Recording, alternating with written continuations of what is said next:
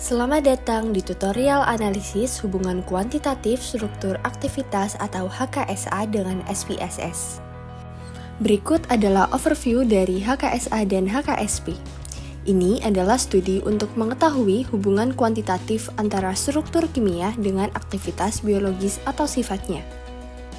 Berikut adalah tools dan task yang menggambarkan bagaimana alat-alat atau kemoinformatika dan kimia komputasi berperan dalam QSR dan QSPR. Lalu, regresi linear. Regresi linear memodelkan hubungan antara variabel terikat dan variabel bebas. Di sini digunakan untuk mengaitkan atmet dengan sifat fisikokimia. Selanjutnya, regresi nonlinear. Regresi nonlinear memodelkan hubungan di mana setidaknya satu variabel berpangkat tidak mengikuti pola linear.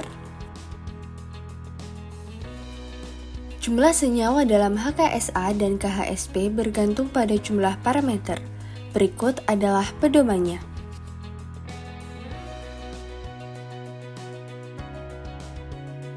Lalu, terdapat 3 sifat fisikokimia utama dalam studi ini, yaitu adalah lipofilik, elektrolit, dan sterik. Ketiganya memiliki peran masing-masing. Penentuan persamaan terbaik didasarkan pada kriteria statistik seperti signifikansi, koefisien korelasi, F-hitung, dan simpangan baku. Pada percobaan kali ini, kita akan mencari hubungan kuantitatif struktur aktivitas turunan kloramfenikol dan berikut adalah datanya. Berikut adalah 7 perhitungan yang akan dilakukan dalam percobaan ini.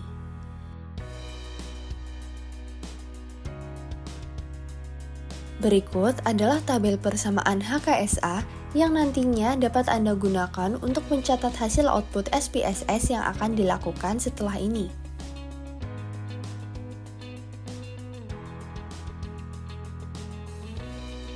Berikut adalah tampilan awal dari aplikasi SPSS.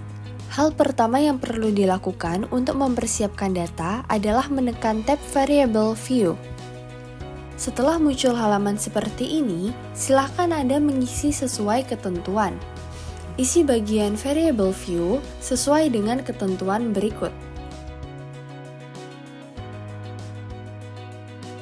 Jika sudah mengisi bagian tab Variable View, kembali ke tab Data View. Pada bagian tab Data View, isi kolom sesuai dengan ketentuan. Isi bagian Data View sesuai dengan ketentuan berikut.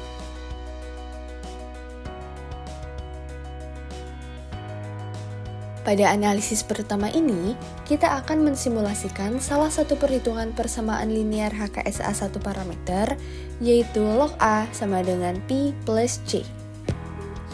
Untuk memulai analisis, Anda perlu menekan Analyze, kemudian Regression, kemudian Linear. Nanti akan muncul box Linear Regression.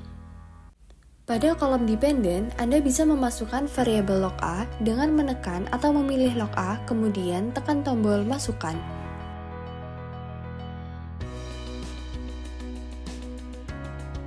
Lalu, pada kolom independen, Anda bisa memasukkan variabel P dengan menekan atau memilih P, kemudian tekan tombol Masukkan.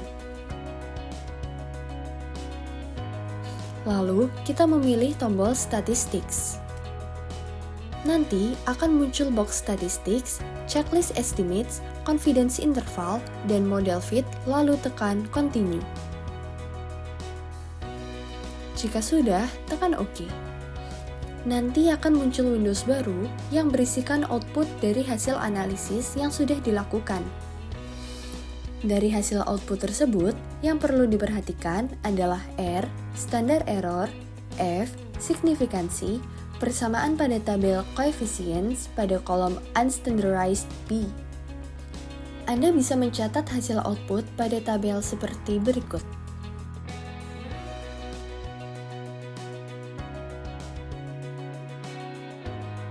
Pada analisis kedua ini, kita akan mensimulasikan salah satu perhitungan persamaan nonlinear HKSA satu parameter, yaitu log A sama dengan P kuadrat plus P plus C. Untuk memulai analisis, Anda perlu menekan Analyze, lalu Regression, kemudian Linear. Karena pada simulasi sebelumnya variabel log A sudah dimasukkan di kolom dependen dan variabel P sudah dimasukkan di kolom independen, maka kita tinggal menambahkan variabel P kuadrat dengan menekan atau memilih P kuadrat, kemudian tekan tombol masukkan ke kolom independen.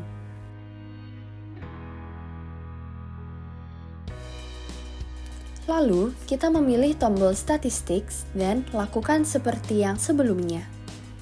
Jika sudah, tekan OK. Nanti akan muncul Windows baru yang berisikan output dari hasil analisis yang sudah dilakukan. Anda bisa mencatat hasil output tersebut. Pada analisis ketiga ini, kita akan mensimulasikan salah satu perhitungan persamaan linear HKSA 2 parameter, yaitu log A sama dengan Pi plus sigma plus C. Untuk memulai analisis, Anda perlu menekan Analyze, kemudian Regression, kemudian Linear.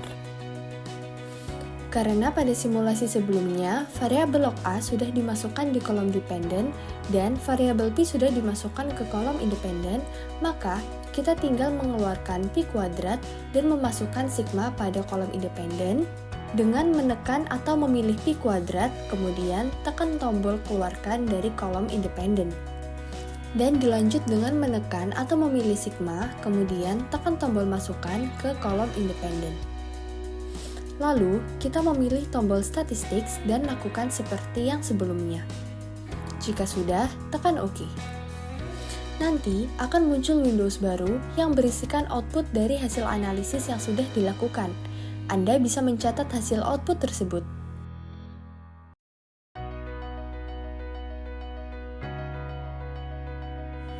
Pada analisis keempat ini, kita akan mensimulasikan salah satu perhitungan persamaan linear HKSA 2 parameter, yaitu log A sama dengan Pi kuadrat plus Pi plus sigma plus C.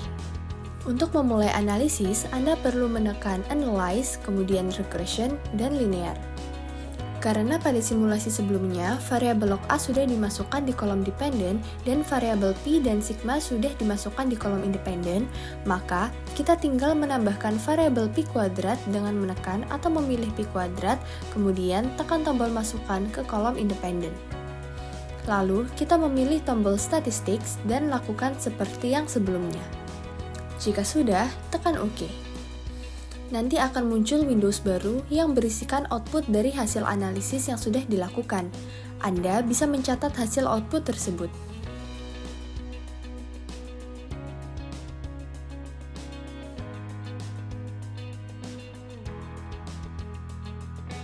Berikut merupakan hasil seluruh perhitungan satu parameter.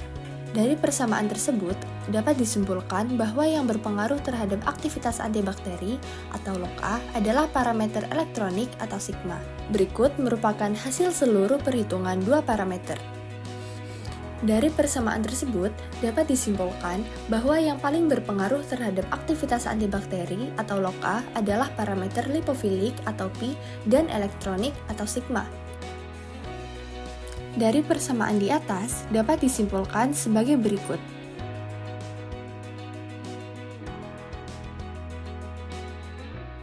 Itulah langkah-langkah analisis HKSA dengan SPSS. Terima kasih telah menonton dan semoga tutorial ini bermanfaat bagi Anda.